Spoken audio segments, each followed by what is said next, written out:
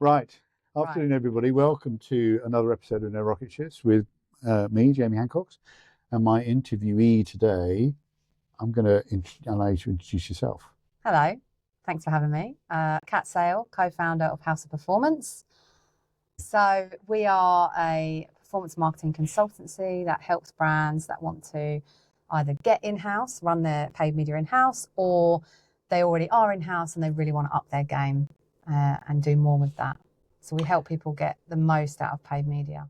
And we met at Made with Intent a few weeks ago, and I watched Kat work the room very, very well. So then I stalked you and thought, somebody who works the room that well needs to be interviewed, needs to have a conversation. I thought you were really good. You were, yeah. I get that skill from my dad. Yeah. Definitely. Very, very social. My mum, on the other hand, doesn't want to talk to anyone. My wife doesn't want to talk to anyone. Okay, including you. Including me. No. No? Sorry. Maybe. Okay, moving on. So, normal rocket ship rules apply. 3 questions. Question 1. Yep. You're what, 4 years in, 5 years in? We are 5 years in April to the business, yeah. Where did it come from? How's it going? Is it a rocket ship? Can you see the wrinkles? All of that. Okay.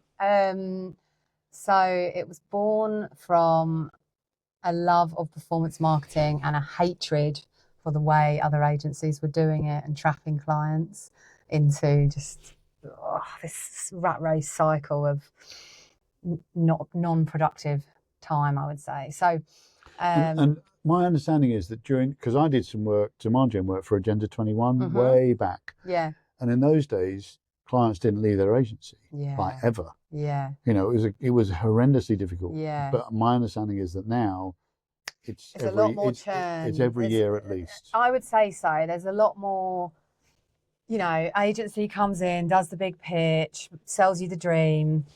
It goes really well for a few months while you're in honeymoon period, and then new shiny pitch comes along, so agency forgets about you and you're forgotten and you're still paying this fee and you're still tied into a contract, and it's just a nightmare. So we just really wanted to, we were in that rat race. Myself and both me and my business partner were in different agencies for about 15 years, a range of agencies, and we just saw enough stuff that we didn't like. Saw some good stuff too, but too many agencies being run by the investors and the P&L and so we just wanted to do something different that did good work and did the right thing by businesses, because I do strongly believe in karma. So I think that's important for my life. So before we're getting to know each other, we talked about the value prop. What's the unique thing about House of Performance? So we're a bit unique, and I'll say we're a bit unique, which is going to sound wanky, but we are your independent partner that will come in and audit, review what you're doing from an independent perspective, without the motive of let's take over everything and give you everything and we'll come and upsell you this the following month and so on and so forth. Because what we're looking for is long-term client relationships that evolve and change. That might be that we run your media for a bit, that might be that you run it and we coach your team, it might be that you need to hire someone and you need some help guiding them in the right way. Just really an extension of the team without being in the business. And do you find when you meet clients, and I'm only saying this because the community group that I run, a lot of people that we both know, whenever they start a new job, they typically end up walking in and going, how much are you spending on paid? Yeah. Like there's this sort of almost like with a poorly run team, is it fair to say that they almost end up on this sort of drug and then the business is sort of slightly out of control? Massively so. I think there's a lot of business. We get a lot of clients that will come to us and say, I feel really nervous to cut the budget, but I think there's wastage in there. But I don't know how to look under the hood because Google Meta makes it so difficult, right? So unless you're a specialist working in it day in, day out, it's very hard to do that. So I think there are a lot of businesses that feel trapped by their budgets and scared to, reduce it down in case sales drop even for a day. But we've never done an audit that's not found wastage. Does that make sense? And how much wastage, I mean, if you had to say on average, how much of 100% budget are mean, people generally? I'd say on average there's like 20 to 30%, but Wow. that can fluctuate massively. Yeah. So the biggest one we've done was we worked with an insurance brand, and they had within the group, we audited 9 brands, just PPC accounts, and we found 750 grand's worth of wasted spend that they could cut and not feel the impact on sales. And that was great. I thought that was amazing. And they were very happy with that bit of work. But interestingly, do they want to save the money? Because there's a sort of... So they wanted to reinvest in places that Okay. actually would drive Okay. growth. And it was genuine wastage, not, Yeah. it was doing nothing. I suppose the Yes, question, as a non, I mean, I don't know this world at all, but as a non-participant, I wonder if sometimes there's so much salary and momentum and Yeah. protection around these teams and this spend, that quite often nobody wants that news Yeah. because they want to spend that money. They, it's got all sorts of things tied around it. A bit of an ego thing. Yes, nobody wants to say the story, oh, my budget's been cut and I'm making do. But I would take the approach of budget's been cut, but look what we're doing with it, and we're making things more efficient and turn it into a positive that is good for the business. And I think that's just a bit of an ego thing to me. But we both run businesses, right? If somebody came to you and said, I can save you 200 grand, Yeah. you just moved into an office here Yeah. and saved yourself a load of money. Yeah. For a brief period of time, you Yeah. felt great, didn't you? Yes. Until you spent it again. Yes. Exactly. That's all this is, That's isn't all it? It's this just is. somebody Moving going, money around. yeah, Yeah. it's somebody going, Yes. you don't have to spend that 300 grand or Yeah, whatever it yeah, is. And Yeah. but there's something weird about Paid where the size of your budget is somehow some kind of, I think it's how people assign their status in their role. And Yeah. I'm managing X million worth of ad spend. Well, how efficient is it? Does it matter? and what Yeah. it's giving you back. Yeah. And obviously also Paid's got these, you really only got 3 channels. So it's a weird world. It in is lots a of weird ways. world, but I love it. Okay, so why do you love it then? What's so good about it? There's 2 things I really love about it. The reason I got into it, so I started in media sales, right? Yeah, I did that too. And most people, not most people, a lot of good people started there. Yeah. I started Smile in while print you because I'm a lot dial. older than you. I was in print. Okay. Yeah, I okay. was 100%. I worked, I would phone 100 people a day. Do you want to put this ad, a classified magazine, in the back? You can probably get nothing for it, but do you want to do it? And that was my job. And it was smile while you dial. Remember that? Yeah. Still use it now. That's a lost art, picking up the phone. So my wife and I Massively my lost wife and I art. met in media sales. Oh, really? Yeah. Okay. My husband and I met in a supermarket. Different story. Different story. Anyway, so why did I start saying that? Okay, so I was in media sales. I didn't feel it was going anywhere. It wasn't for me long term. So then I learned about this thing called PPC and digital marketing. And what excited me about it, still stands true today, is that if you know what someone is searching for, because they're telling you, or their behavior online signifies it, then you can give it to them. And you can track whether they bought it, used it, loved it, bought it again. And I just love that you can have that influence. And I just think it's revolutionary for businesses. So that's why I fell in love with it. I stayed in it for coming up like 17 years now, because it always evolves and changes. More than ever, it's changing. Yeah. And I thrive on change and love that sort of thing. So I can't get bored, and I do get bored quite easily. Okay. So I really enjoy all the curveballs that the digital landscape throws at us. So are you kind of, whereas I'm looking at AI as somebody who's nearly 60 thinking, really? Maybe it's time to leave the stage at this point. But I'm now running an AI conference, so it's So you're not interesting. going to, yeah. No. But you're kind of in, aren't you? Yeah. As long as you've got some curiosity about it. Exactly that. And your view of a kind of the LLM Mhm. AI version of what happens with Paid, it's not played out yet by any means, is it? It's got another. It's been playing out for years. The platforms have been using AI for a long time. It's just more and more it's becoming a popular buzzword, and there's more platforms that you can use to influence it even more. It's just another tool. If you just see it as another tool to enhance your job and allow you to deliver more and be more effective and come across more intelligent maybe in your writing, great. That's what it's for. I don't need that. I'm intelligent. You don't need it. You're No, fine because you've already honed those skills. But there's a massive negative to it, which we don't have to get into now. No, you can. Go on. Well, there's a whole generation coming up that aren't learning how to write. Yeah. Because they just put their thoughts in random order into ChatGPT and they just copy and paste whatever it does. I mean, I put a post out on LinkedIn today that's had a bit of negativity on it because I got a quote for someone to help me move house that was a copy and paste from ChatGPT. I didn't like that. Right. Because I was like, it's quite a sensitive thing having someone come in and pack up all your personal possessions and move them.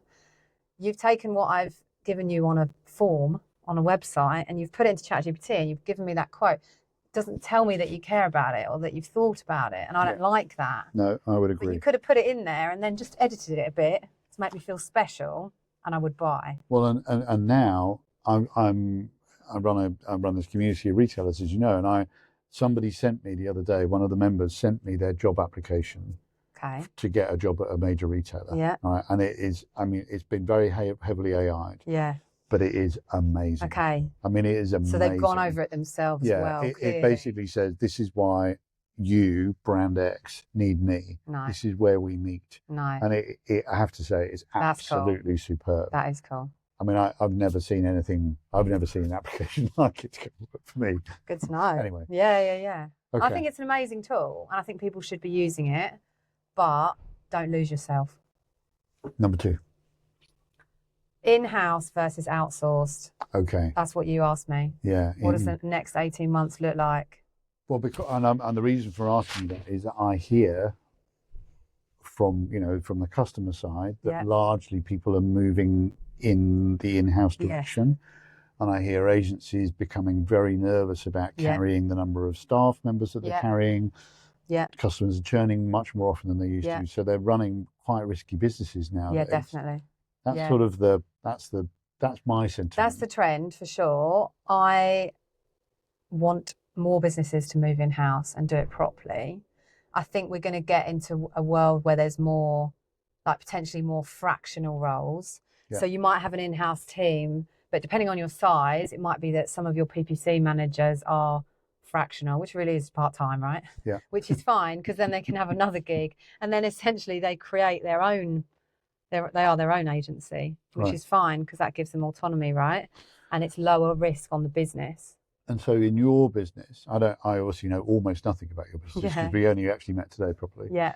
But do you have all full-time staff? Are you fractional? Are you using these fractional kind of intermediaries? We are not at the moment, but I definitely would be open to it in the future. So at the moment, everybody's full-time and everybody has between 5 and 7 clients that if you like, they are fractional for, but we're the employer. And if you were at Periscopics back in the day, right? Talk to me about account ratios and numbers of clients that you've seen across, because I assume that's one of the bigger issues that people face. So Periscopics was pretty good in that they kept people between probably about 5-6 accounts you'd have of a variety of sizes. But I've seen agencies where people have got like 15 clients and you can't do a great job because you can't really get to know the business, what they're selling and how to sell it properly for them if you haven't got time. And in that situation, would you have been the only person looking after that client, or would you? Yeah. Okay. Well, unless it's a big client, then you might have multiple on the team. Yeah. It was interesting. Yeah. So when I was running my agency for that first 10-year period I talked about, when we were really working for consulting businesses, our ceiling was 10 clients. We couldn't do a good job. Yeah. And I was the account manager of all of them. Yeah. We started doing a poor job when you got above 10. Mm-hmm. And actually it was weird because it sort of balanced itself out. Yeah. We never got above there because the accounts grew in size. We did more things for those clients. Yes. But the number of accounts. Yeah.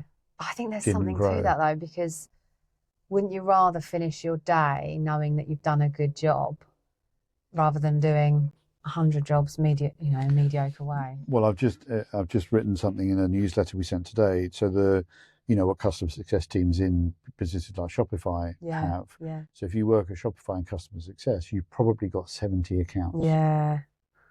Which is why people don't get a call back. Exactly. Because you're just not going to. It's a funny old way to run a business. Yeah. Imagine how important. I mean, yeah, No. you're going to be, if No. you're a Shopify customer, you're probably going to email your customer Yeah. success person once every 8 Yeah. weeks, because it's too, so won't the bother. idea that you can't get a It's just conversation. not a business I'd want to run or No. be in or work in. So Not for me. in-house, so when you say do it properly, what skills do you really need in a business to do paid well? What do you really need?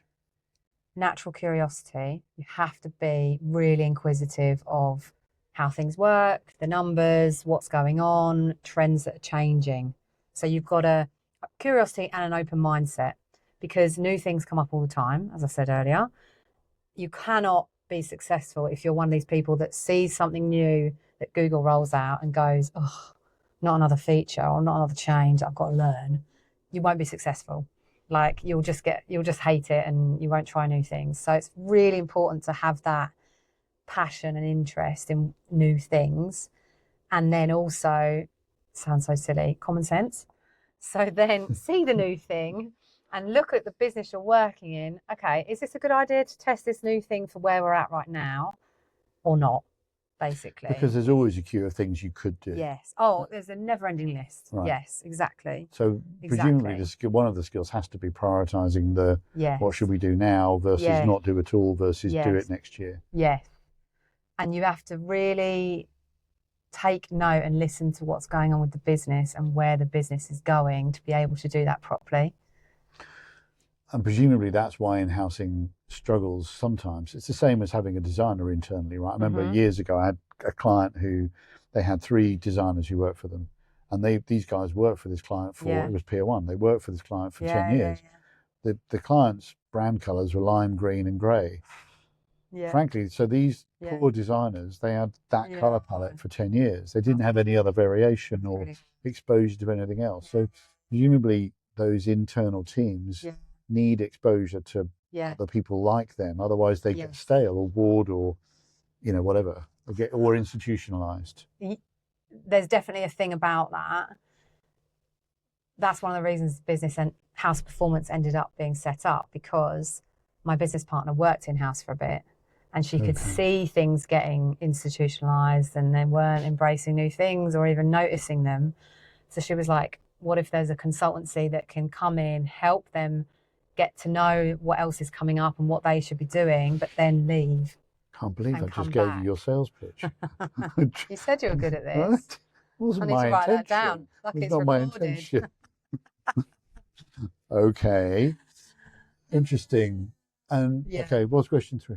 Question 3 is perspectives on performance as it relates to marketing.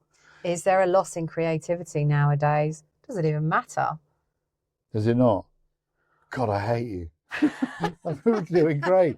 So, okay, so this that is a self-serving question. It's a good so, question. So being an old person and having now rediscovered my creativity, having, managed to get myself out of HR and offices and staff and all that stuff, I look at paid as a total non-participant, don't understand it, don't want to understand it.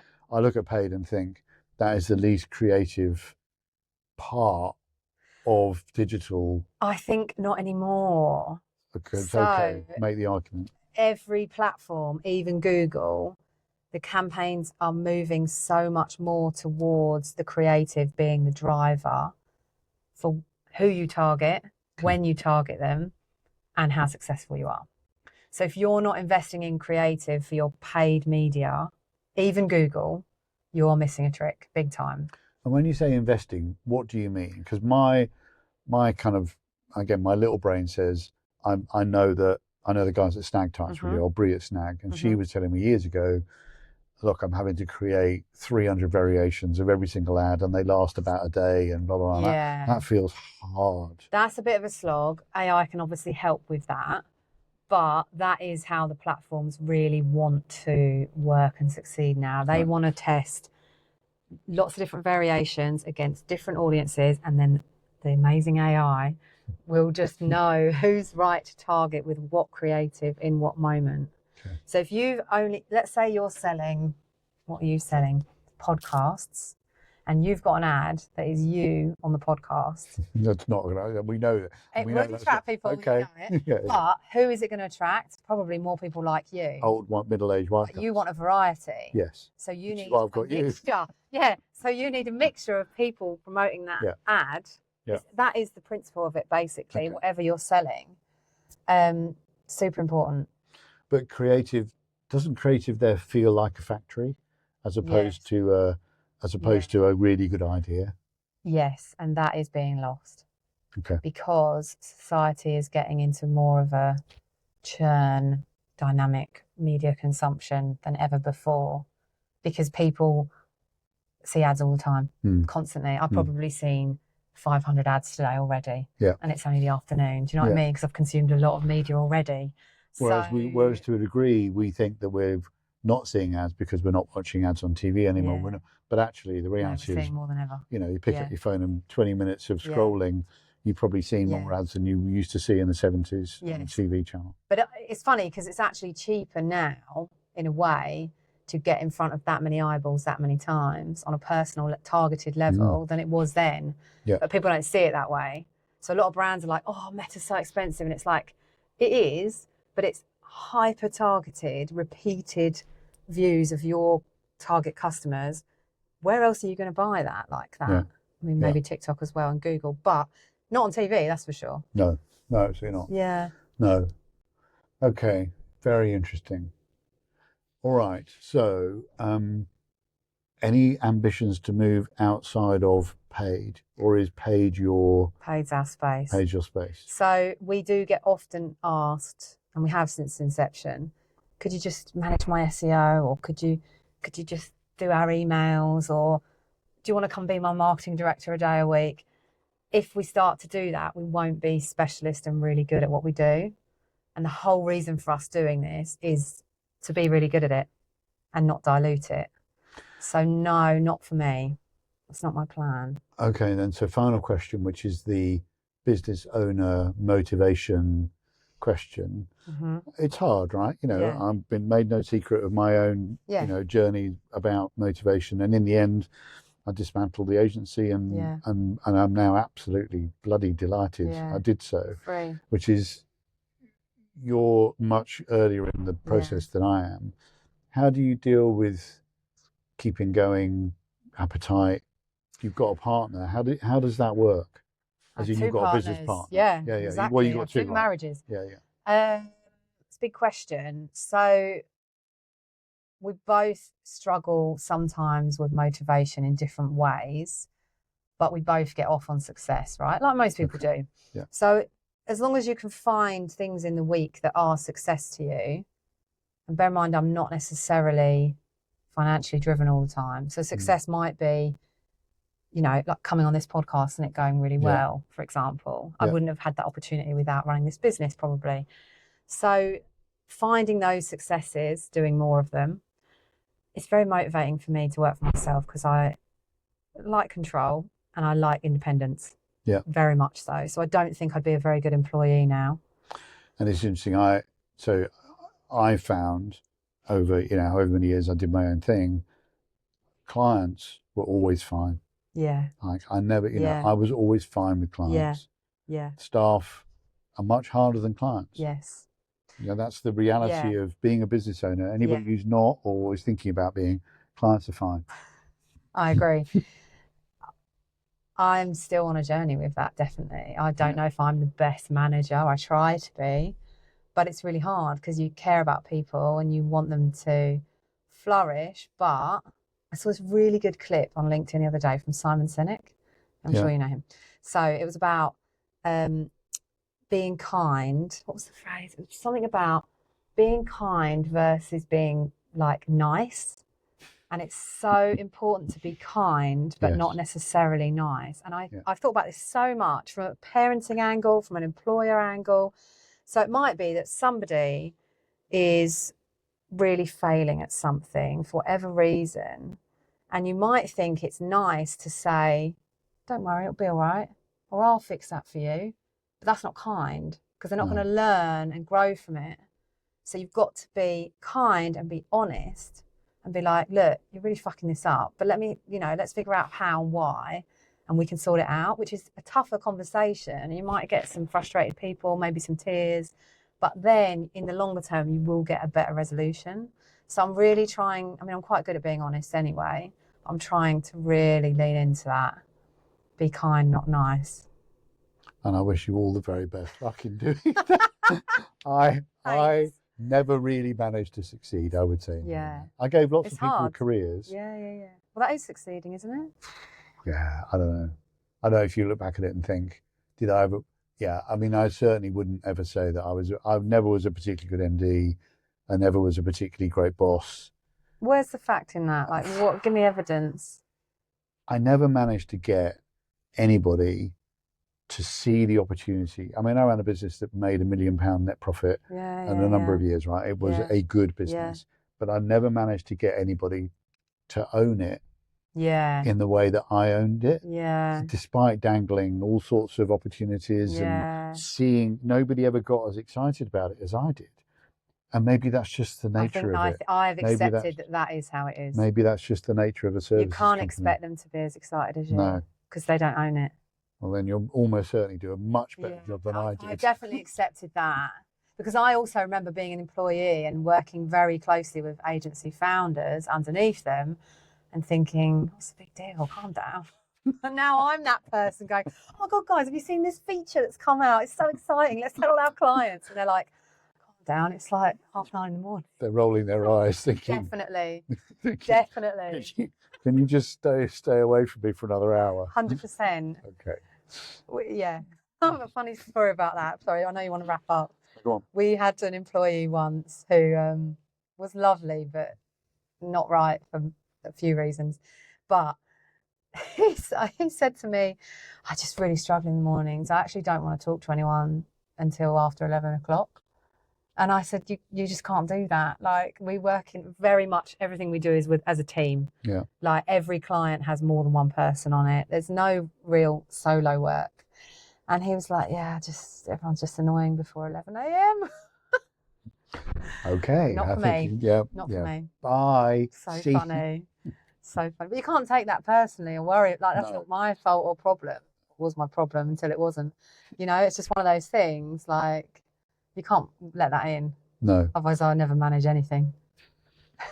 Right. Well, look, having got the camera to work and the audio to work, hopefully. Thank you so much for being part of today's Thanks for having me. Loved it. Great. Really good. You're good. Bye, everybody. Surprise. I'll see you again soon.